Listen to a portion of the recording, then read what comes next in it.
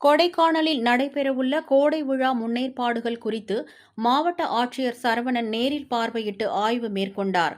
திண்டுக்கல் மாவட்டம் கொடைக்கானல் கோடை விழாவிற்கு வருகை தரும் சுற்றுலா பயணிகளுக்காக 17 துறைகள் சார்பில் மேற்கொள்ளப்பட வேண்டிய போக்குவரத்து, வாகனம் நிறுத்துமிடம் உள்ளிட்ட அடிப்படை தேவைகள் குறித்து சம்பந்தப்பட்ட துறை அலுவலர்களுக்கு மாவட்ட நிர்வாகம் அறிவுறுத்தியுள்ளது. அதன் அடிப்படையில் நகராட்சித்துறை, வருவாய்த்துறை, காவல்துறை மற்றும் நெடுஞ்சாலைத்துறை சார்பில் கோடை விழா 2025ற்கான முன்னேற்பாட்டு பணிகள் மேற்கொள்ளப்பட்டு வருகின்றன. இதன் ஒரு பகுதியாக கொடைக்கானல் பேருந்து நிலையம் அருகில் 1 ஏக்கர் பரப்பளவில் சுமார் 100 வாகனங்கள் நிறுத்தும் வகையில் தற்காலிக பேருந்து நிலையம் அமைக்கும் பணி நடைபெற்று வருகிறது. அப்சர்வேட்டரி, ரோஸ் கார்டன் எதிர்ப்புறம், பிரையன் பார்க் ரோடு ஆகிய பகுதிகளில் வாகனம் நிறுத்துமிடங்கள் சாலையோரத்தில் அமைக்க ஏற்பாடு செய்யப்பட்டுள்ளது.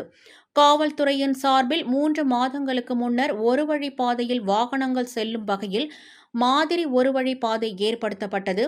இதன் மூலம் சுற்றுலா பயணிகள் மற்றும் பொதுமக்களிடமிருந்து கிடைத்த கருத்துக்களின் அடிப்படையில் தற்போதுள்ள நடைமுறை தொடர்ந்து மேற்கொள்ளப்பட உள்ளது. கொடைக்கானல் நகராட்சி சார்பில் ஒருங்கிணைந்த கட்டுப்பாட்டு உதவி மையம் 24 மணி நேரமும் இயங்கும் வகையில் அமைக்கப்பட உள்ளது. 25 இடங்களில் குடிநீர் ATM மையம் அமைக்கப்பட உள்ளது.